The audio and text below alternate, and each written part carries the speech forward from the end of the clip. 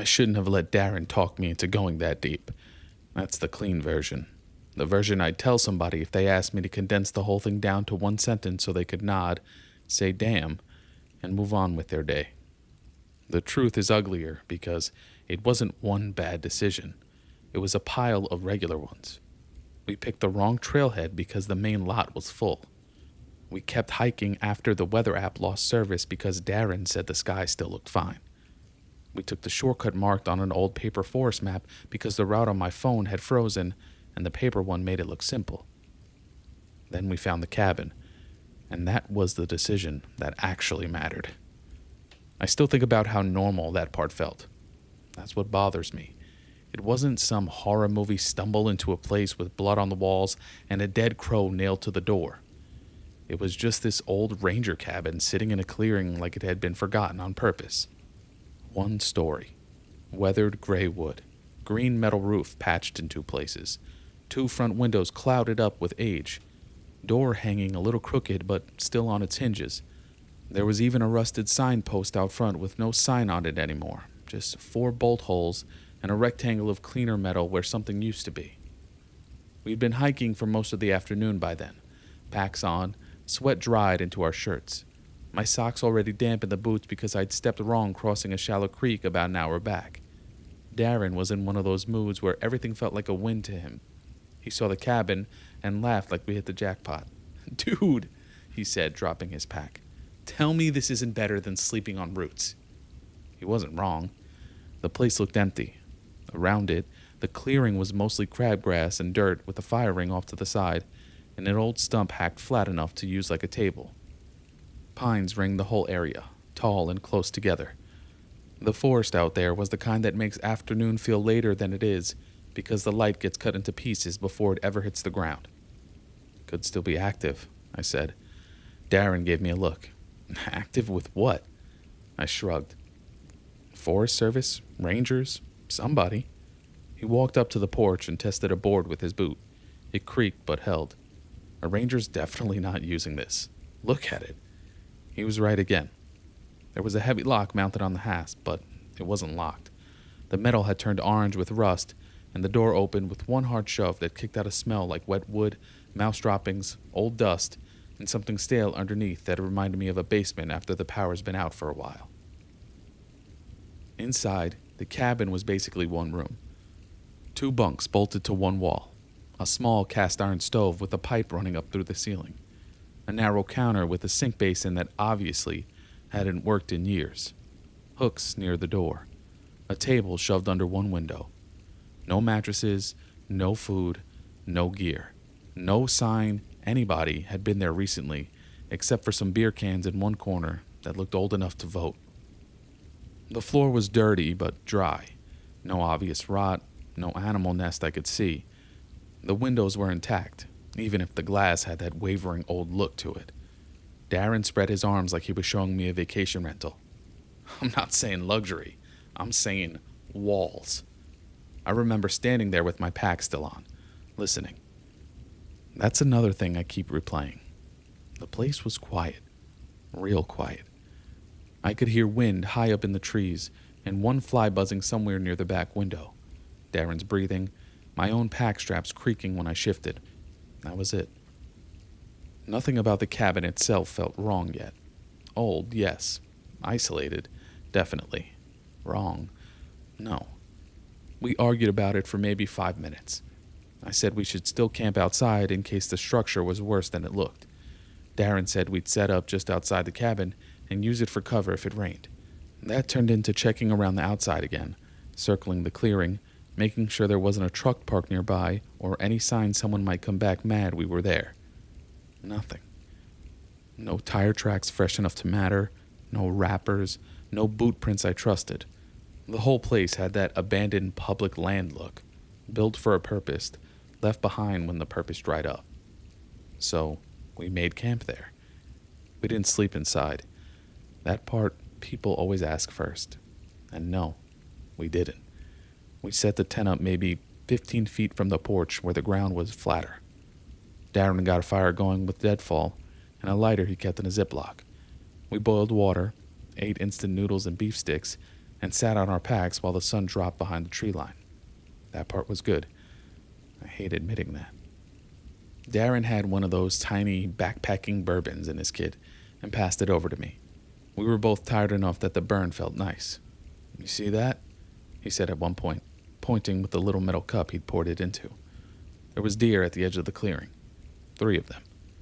They stood partly in shadow near the farthest line of the trees where the grass gave up and the woods started. They weren't moving much, just watching. "That's your sign this place is safe," Darren said. "If deer hang around, nothing crazy's out there." I snorted. "That's not how anything works." He shrugged. "Worked for my grandfather. Your grandfather also believed Pepsi killed sperm. That is still on the table scientifically." I laughed. He laughed. The kind of stupid back and forth you do because it's getting dark and you're tired and your friend's saying dumb stuff is part of what makes the trip feel like a trip. The deer stayed there. That was the first thing I noticed that kept needling at me. Most deer I've seen in the woods either bolt once they catch your scent or keep moving if they're feeding. These 3 just stood there in a loose line, all facing the clearing. I could make out the shine of their eyes every now and then when the fire shifted. "Why are they still there?" I asked. Darren glanced over. "Maybe they want noodles?" The light was dropping fast by then. The clearing had gone blue-gray, and the trees behind the deer had turned into one dark wall. I remember rubbing my hands on my knees because the temperature had started to fall, and because something about the way they weren't moving was getting on my nerves. One of them lowered its head. I thought, okay, finally, normal. Then it lifted its head again and took 1 step sideways without turning, still facing us. "Darren." He looked over. "You seeing this?" "Yeah." The joking left his voice a little, not fully, just enough that I heard it. The middle deer was bigger than the other 2, leaner too. Its chest looked too narrow from the front. It stood partly behind a pine, head angled, ears not flicking, not doing any of the little constant movements deer usually do. We both kept watching. The fire popped once, loud enough to make me flinch. Then the middle deer stood up. I know how stupid that sounds written out that simply. I've rewritten that line in my head about 1,000 times, and there isn't a better way to put it. It stood up. It rocked back onto its hind legs in one jerky motion that had nothing to do with balance and everything to do with intent. Front legs hanging bent at the joints, body vertical for a second too long, neck up, head wrong against the dark. Darren whispered, "What the hell?" The thing opened its mouth, and it screeched. It wasn't a deer sound. I've heard does blow and bucks grunt and all that. This was high and split and ragged, like metal tearing under pressure. It made the back of my neck tighten so hard it hurt. The other 2 deer bolted instantly into the trees. The standing one dropped back to all fours and vanished after them so fast it looked like the dark just pulled it in. For maybe 3 full seconds, neither of us moved. Then Darren stood up so fast he kicked his metal cup into the dirt. Okay, nope. I was already on my feet. "You saw that." "Yeah, I saw that." "That stood up." "Yeah, that stood up. I know what I saw, man." He grabbed the flashlight off the stump and clicked it on, beam wobbling across the clearing. "Don't," I said immediately.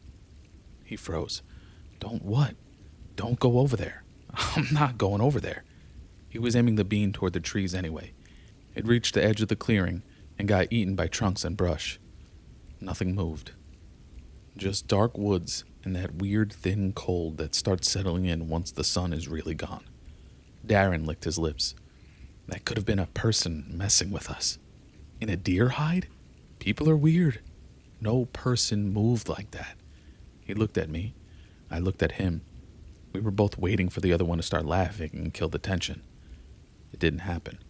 The forest stayed still. Then somewhere off to our left, deeper in the trees, something knocked twice on wood. It was such a clean sound that for half a second, I thought of a hand on a doorframe.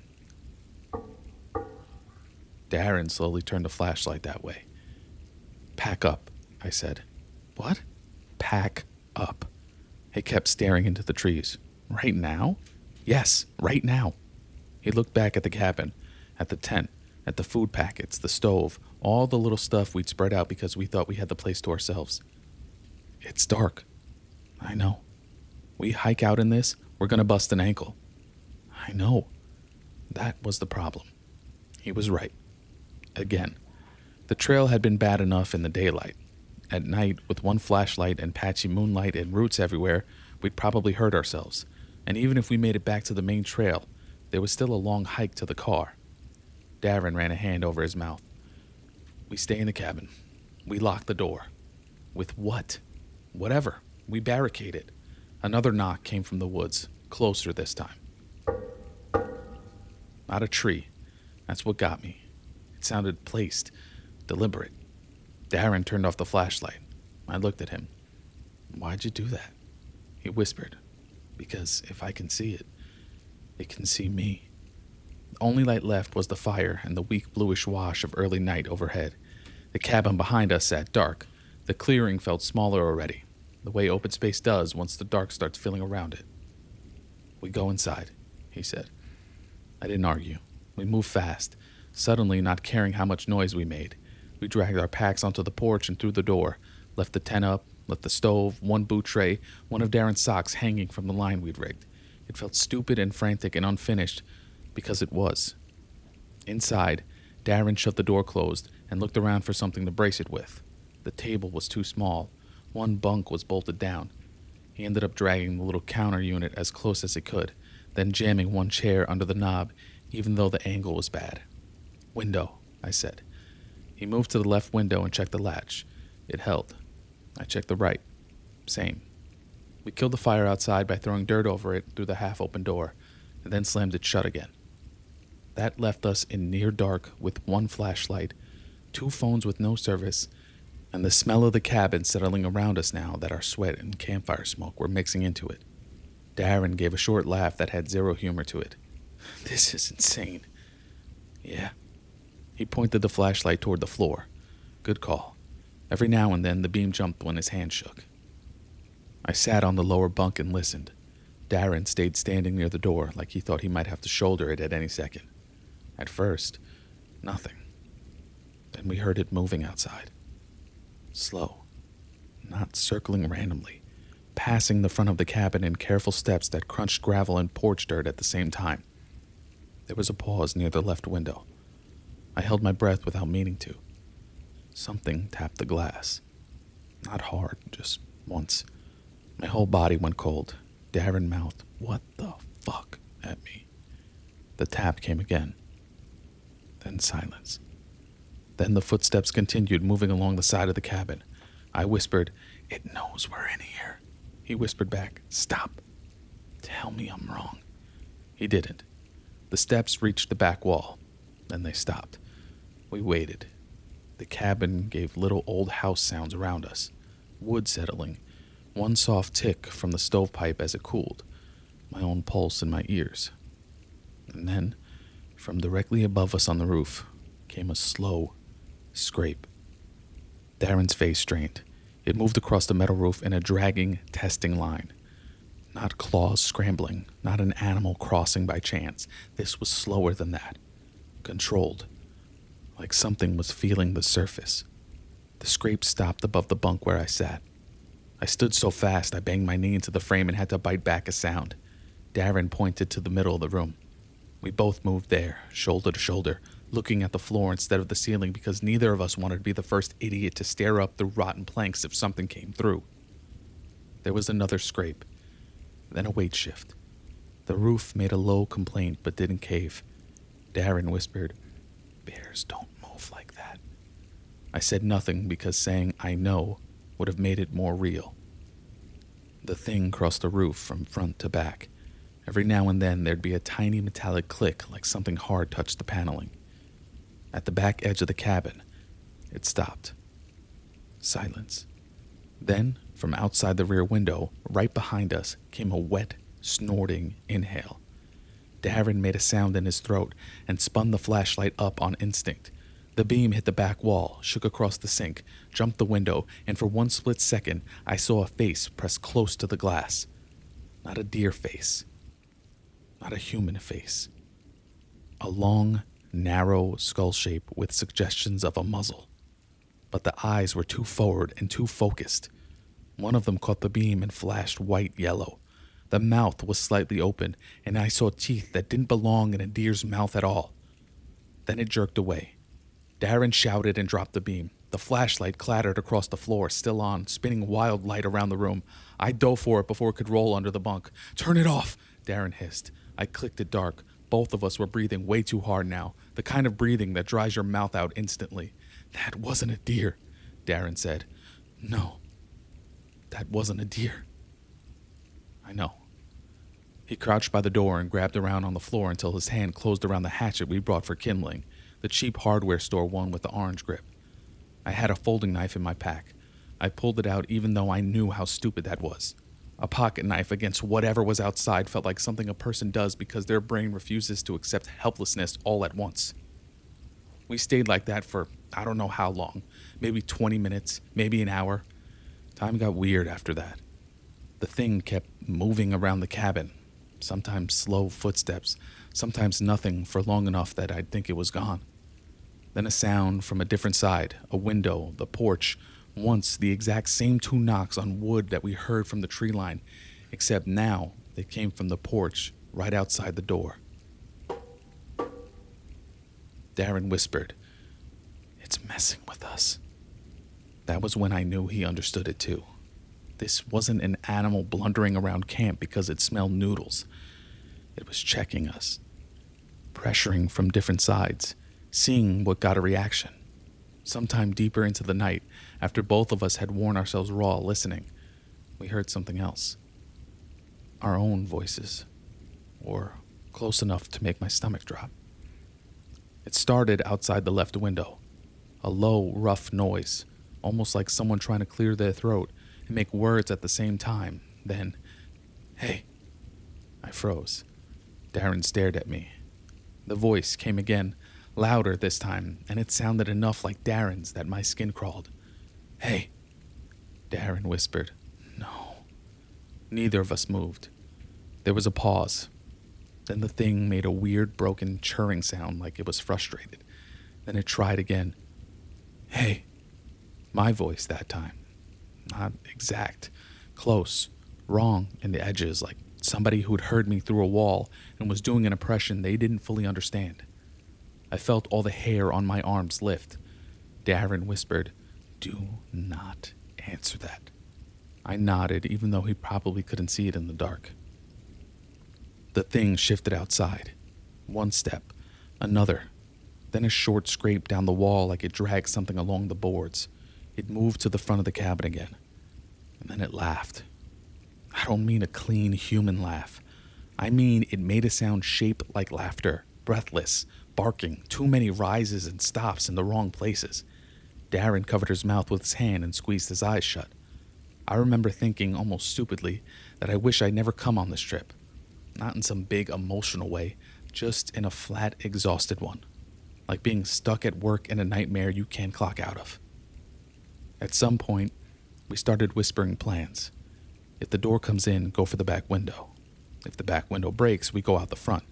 If it gets one of us, the other keeps moving. We said those things because people need plans, even fake ones. Especially fake ones. The hours after that came in pieces. A shape crossing one window too fast to process. A long silence broken by a sudden slam against the outer wall hard enough to shake dust from the rafters. Darren nearly crying once, though he denied that to his grave if he had one to deny it from. Me hearing something chewing outside and praying it was one of our food packets, and not something else. Sometime after midnight, rain started. Light at first, then harder. It drummed on the roof and changed the whole sound of the world. For about 5 minutes, it almost helped because it covered the little noises outside. Then it got worse because now anything moving near the cabin had a layer of wet sound under it. Squish of ground, water sliding off something, heavy drips from the roof edge. The cabin got colder too, damp cold. My wet socks turned into a fresh kind of misery. Darren muttered that he had to piss, and neither of us laughed. We did not open the door. He found an empty bottle under the sink and used that in the dark while I turned away and stared at the floorboards. At some point, the thing climbed the porch. The boards announced it one careful step at a time. Creak, pause, creak, pause. It stopped right outside the door. I could hear it breathing on the other side. Slow, deep, controlled. Then the knob moved. Just once. A soft, metallic rattle. My heart hit so hard, it hurt. The chair under the knob gave a tiny squeak of pressure. Then the thing on the other side made a sound that I still hear in my sleep sometimes. It was trying to hum. Low, tuneless, a vibration more than a melody, but it held it there like it thought it was doing something soothing. Darren whispered, barely audible, "I'm gonna lose my mind." I whispered back, "Not yet." The humming stopped. Then the thing scratched once at the door. A single, long drag from shoulder height down to the bottom panel. Wood peeled. I flinched so hard my knife nearly slipped from my hand. Another drag, then silence. Then footsteps leaving the porch. We waited, counting our own breaths without meaning to. 10, 20, 30. Rain. Wind. Nothing. Darren leaned close enough that I felt his shoulder against mine and whispered, "Maybe it's gone." The second he said it, glass exploded. The left front window blew inward in a crash of shards and rain spray and dark motion. Darren shouted and swung the hatchet without even seeing what he was swinging at. The blade hit frame wood with a loud crack. Something came halfway through the broken window and jerked back before I could process all of it. I saw wet fur or hide, wrong-angled limbs, and one flash of pale teeth. The smell that came in with it was rank and hot, like wet animal and old rot and blood that had dried and gotten damp again. "Back!" I yelled, even though there was nowhere to back to. The thing hit the wall beside the broken window from outside, hard. Once. Twice. Testing. The whole cabin shook. Darren grabbed my arm. "Back window, now!" We moved. Rain blew through the shattered front window behind us. The cabin changed instantly. One side open and breathing weather. Water hit the floorboards. Cold air dumped in. We got to the back window and shoved at it. It stuck. "Open!" Darren hissed. "I'm trying!" He jammed the hatchet wedge under the swollen frame and pried. The wood gave a little. Outside, the thing moved along the wall, fast now, no more pretending to be patient. I heard it hit the porch again. The door shuddered with a bodyweight slam. The chair squealed over the floor. Darren pried harder. "Come on, come on!" Another slam. The chair jumped. Something splintered near the latch. The back window finally lifted 6 inches, 8, enough to get fingers under it. Darren shoved upward with both hands and the frame jerked open. Rain sprayed in harder. "Go!" he said. "You first! Go!" The front door boomed inward. Not all the way. Half. Enough to kick the chair sideways and open a black wedge of outside. The thing screamed. Closer than before. Inside the same space as our lungs. I shoved my knife back into my pocket, planted both hands on the sill, and hauled myself through the back window. The old wood tore my palm. I barely felt it. I hit mud outside and slipped to one knee. "Darren!" He threw the packs out first. Mine hit the ground beside me. Then he started through the window. And that's when the thing got him. It hit him from the inside of the cabin. I didn't see the whole shape. I saw force, motion, one long limb or arm or something hook across his chest and wrench him sideways before he got all the way through the frame. Darren screamed my name. Not "help me." My name. That's what still wrecks me. I lunged up and grabbed his forearm with both hands. Rain hammered us. Mud sucked at my boots. Darren was halfway out the window, ribs crushed against the sill, legs still inside. Something on the other side pulled. Hard. His eyes were huge. Rain ran down his face and into his open mouth as he gasped. "Ben!" I pulled back as hard as I could and maybe got an inch. Then the thing on the other side made a low sound, almost thoughtful. Then it yanked. I felt Darren's arm jerk in my hand so violently, I thought it came out of its socket. His grip slipped. My hand slid to his wrist. For 1 second, I saw past him into the cabin. The thing was upright again. Bent under the low ceiling, head tilted wrong, one hand on the window frame like it understood leverage. Its face was all wrong up close, deer-shaped, stretched over something smarter. Wet, black eyes fixed right on me, teeth showing in a mouth too expressive to be an animal's. It looked at me, not through me, at me. And it made that broken, almost laugh sound again. Then it pulled Darren back inside. I fell backward into the mud holding empty air. Darren screamed once, cut short hard enough that my body knew before my brain did. The cabin went wild for maybe 3 seconds. A heavy crash, table flipping, something hitting the wall. Then silence under the rain. I lay there on my back in the mud, staring up at black branches thrashing in the storm, and every part of me wanted to freeze because moving meant admitting he was gone. Then something bumped the inside of the broken back window. I rolled and grabbed my pack. Run. The trail back was a wreck in the rain. That might have saved me. You can't move fast through mud and roots and darkness without making mistakes. Maybe the thing behind me had the same problem. Maybe it was busy with Darren. Maybe it let me go on purpose. I don't know. I hate that I don't know. I know I ran. I know branches hit my face and one slapped so hard across my cheek that I tasted blood. I know I lost the main trail in under 5 minutes and found it again because my boot hit a painted rock marker. I know I heard something pacing me through the trees once on my right, matching speed for maybe 30 yards, never quite coming into view. I know at one point I looked back and saw 2 eye shines low between the trunks, then 3, then 1, and I still can't explain that in a way that feels honest. I know I fell crossing the creek and soaked myself up to one side and had to crawl out because my pack snagged under a branch. I know I made it to the car a little before dawn because the eastern sky had gone from black to dark blue and the parking lot gravel looked gray. And I know the driver's side door was open because Darren had left it that way when we grabbed our gear at the trailhead. And seeing that almost made me throw up because it was such a normal, stupid Darren thing to do. I got in, locked the doors, and sat there shaking so hard I couldn't get the key into the ignition on the first 3 tries. When the engine finally turned over, I started crying.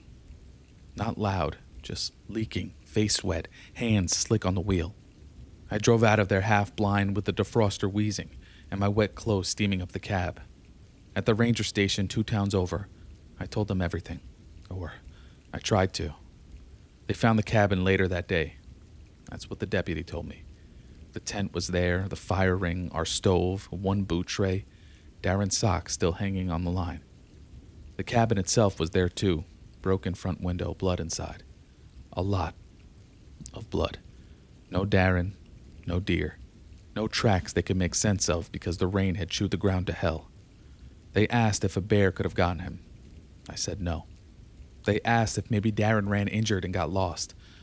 I said no. They asked if I'd taken anything, drank anything besides the bourbon, hit my head, gone without sleep too long. I said no to all of it, and the more I said no, the more I could hear myself sounding exactly like the kind of person nobody wants to believe. They did a search, then another. Dogs, volunteers, state guys, nothing. Darren's parents still don't have a body. That's the part that makes me feel sickest when I think about them. There's no end point for them to hold. Just a missing person flyer and a patch of woods people still hike through because people always keep hiking through places like that. I haven't camped since. I don't go into forest unless I absolutely have to. Even then, I catch myself checking tree lines for eye shine when dusk hits. I notice deer in a way I never used to. Most of the time, they're just deer. I know that. But sometimes, one stands too still. Sometimes, one keeps facing me longer than it should. And last month, driving home from work on Route 9 after a late shift, I saw one by the tree line across from an old farm stand. Just one. It stood there in the dark while my headlights washed across the ditch and the weeds and the sign that said sweet corn in faded red paint. It didn't run. It didn't lower its head to feed. It just watched. I drove past. I kept going. And in the rearview mirror for 1 second before the curve took it away, I saw it rise. Not all the way. Just enough. Just enough to remind me that whatever was at that cabin understood patience. Just enough to make me pull over 20 minutes later and throw up into a drainage ditch while trucks blew past me. I know what people will say. Stress does things to memory, Panic distorts movement. Dark woods plus fear equals bad conclusions. Maybe. But Darren is still gone. And when I wake up at 3 in the morning some nights, heart slamming, every muscle locked up, I can still hear that thing outside the cabin trying my voice on like a jacket that almost fit. Hey. Then Darren's hey. Then that broken laugh right after, like it knew we knew. That's the part I can't get past. Animals don't do that. Animals don't stand up in the tree line and watch your fire until you notice them. Animals don't circle a cabin like they're checking doors. Animals don't try out your voice before they come in. So yeah, I shouldn't have let Darren talk me into going that deep. That's the simple version. The truer version is worse. We found something already waiting there. And it was smart enough to let us think the cabin was luck. It watched us settle in. It waited until dark. Then it started teaching us how trapped we were. And by the time we understood the lesson, it had already decided which one of us it was keeping. If you want more stories just like this, subscribe.